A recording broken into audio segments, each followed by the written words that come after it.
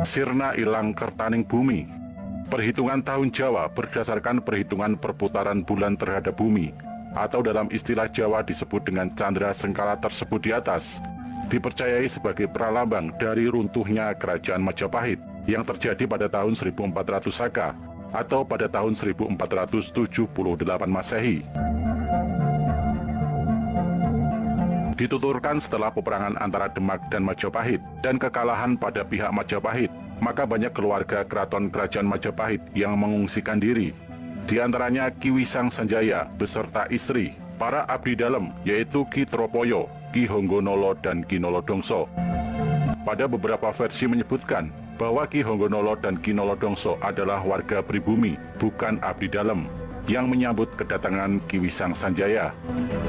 Ada pula yang menyebutkan keduanya adalah gaman atau senjata atau perbekalan yang melindungi Ki Wisang Sanjaya selama dalam pelarian. Dalam perjalanan mengungsikan diri, banyak sekali gangguan yang didapat rombongan pelarian ini. Salah satunya dikarenakan oleh kecantikan istri dari Ki Wisang Sanjaya yang mengundang perhatian banyak orang. Saat melarikan diri itu pula, istri Ki Wisang Sanjaya mengangkat kain jarit yang dipakainya untuk mempermudah dalam berlari. Dalam bahasa Jawa disebut cincing, sehingga terlihat betisnya. Melihat Nyai Wisang Sanjaya cincing membuat pikiran para pengejar semakin goling atau tidak bisa berpikir jernih dikarenakan terangsang sangat hebat. Melihat mereka terus mengejar, Ki Tropoyo menggunakan cambuk atau cemeti pusaka yang mampu menghalau mereka. Sehingga akhirnya mereka sampai di sebuah dusun kecil yang sekarang bernama Gedangan dan diterima oleh sesepuh dusun yang bernama Ki Brojonolo. Setelah menceritakan kisah pelariannya kepada para warga dusun tersebut dan memperoleh sambutan baik, rombongan Ki Wisang Sanjaya diizinkan menetap di dusun tersebut. Untuk membalas kebaikan penduduk, Ki Wisang Sanjaya memerintahkan Ki Tropoyo memimpin masyarakat untuk mencari lokasi pembendungan sungai, supaya airnya dapat digunakan untuk pengairan tanah garapan petani. Setelah bendungan selesai dibangun dan air sudah memenuhi bendungan, ada satu masalah yang timbul, yaitu air belum bisa mengalir ke tanah garapan para petani. Untung saja ada satu lokasi yang bernama Pawonan sebagai saluran pembuangan air. Untuk memperlancar saluran tersebut, Ki Tropoyo meminta sahabatnya Ki Udopati sesama pelarian Majapahit yang menetap di daerah Ponjong. Dengan pusaka yang berbentuk keris, Ki Udopati membuat garis pada tanah sehingga tanah tersebut terbelah ke arah barat. Setelah sampai di sebuah pohon kluweh yang besar, Ki Udopati berhenti membuat garis di tanah dan berujar, "Luweh-luweh sopo sing arep neruske," yang artinya selanjutnya siapa yang akan meneruskan. Melihat keberhasilan tersebut, Ki Wisang Sanjaya sangatlah senang dan ingin melihat bendungan. Beliau berpesan untuk menyambut keberhasilan tersebut, warga dusun untuk menarikan fragmen pelarian dari Majapahit. Warga berlarian ke sana kemari, tak memperdulikan keadaan tanah yang dipijak, tak menghiraukan duri atau kotoran manusia sekalipun. Selain itu, ada juga nyanyian atau pantun yang berbunyi, "Cinggoling tak, cinggoling jur, tai dampak pida ajur."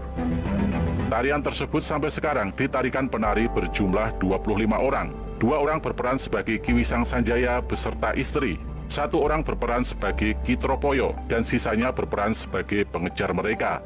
Menurut cerita versi ini, Ki Wisang Sanjaya moksa atau menghilang misterius tak tentu rimbanya saat menunggui bendungan. Hingga sekarang sebagian masyarakat masih mempercayai bahwa Ki Wisang Sanjaya masih hidup dan masih mengawasi bendungan yang sekarang diberi nama Dam Gedangan Kali Kedung Dawang ini. Dalam versi cerita lain, saat pengembaraannya, Raden Wisang Sanjaya bersama rombongannya bertemu dengan 3 kasepuhan Karang Pradesan yang bernama Eyang Brojonolo, Eyang Honggonolo, dan Eyang Nolodongso. Agar Raden Wisang Sanjaya ini aman keberadaannya di tanah Karang Pradesan tersebut, maka beliau diminta untuk menyamarkan namanya menjadi Kiai Pisang, yang memang nama tersebut memiliki kemiripan dengan nama aslinya, yaitu Raden Wisang. Pisang sendiri dalam bahasa Jawa disebut dengan gedang. Setelah hidup beberapa waktu dengan kasepuhan di wilayah Karang Pradesan ini, Raden Wisang Sanjaya atau yang memiliki julukan baru sebagai Kiai Pisang ini melihat bahwa tanah yang ada di wilayah tersebut tidaklah subur, sehingga tidak dapat digunakan sebagai lahan pertanian dikarenakan tanahnya yang kering dan tandus atau dalam bahasa Jawa dikenal dengan istilah cengkar.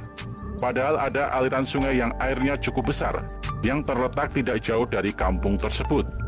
Inilah yang mengusik hati dan pikiran Kiai Pisang terhadap warga Karang Pradesan, yang telah menerima dan membantu beliau dalam pelarian diri setelah runtuhnya kerajaan Majapahit.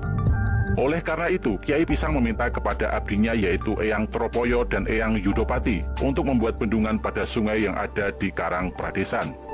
Pembuatan bendungan akhirnya terwujud beserta irigasi yang menuju tanah warga Karang Pradesan, sehingga air dari Sungai Kedung Dawang ini dapat mengaliri tanah-tanah warga, sehingga menjadikan warga dapat bercocok tanam dengan baik dan lahan pertanian menjadi subur serta hasil panen bertambah banyak.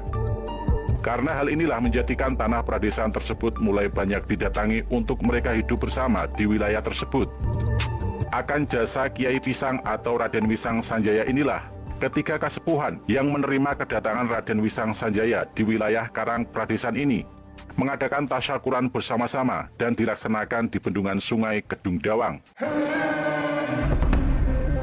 Tasyakuran tersebut inilah yang secara turun-temurun dilaksanakan warga masyarakat dan dilaksanakan pada hari Senin Wage atau Kamis Kliwon setelah selesainya masa panen kedua atau oleh masyarakat Jawa dikenal sebagai istilah lemarengan. Dalam kenduri tasyakuran tersebut juga bersamaan dengan menampilkan fragmen tari Cing-Cing Goling yang menggambarkan perjalanan Raden Wisang Sanjaya bersama istrinya yang sedang hamil dan dua abdinya dalam mencari daerah baru yang tak luput dari mara bahaya dan gangguan dari warok-warok yang berniat jahat terhadap mereka. Kemudian Kasepuhan yang ada, yaitu Eyang Hogonolo, Eyang Nolodongso mempunyai pemikiran agar tanah Karang Pradesan tersebut diberi nama Dusun Gedangan.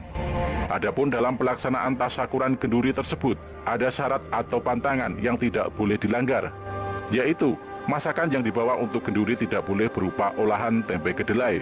Perempuan yang tengah menstruasi atau hamil tidak boleh ikut dalam kenduri tasyakuran tersebut, dan semua masakan yang dimasak oleh warga kampung tidak boleh dicicipi saat proses memasaknya.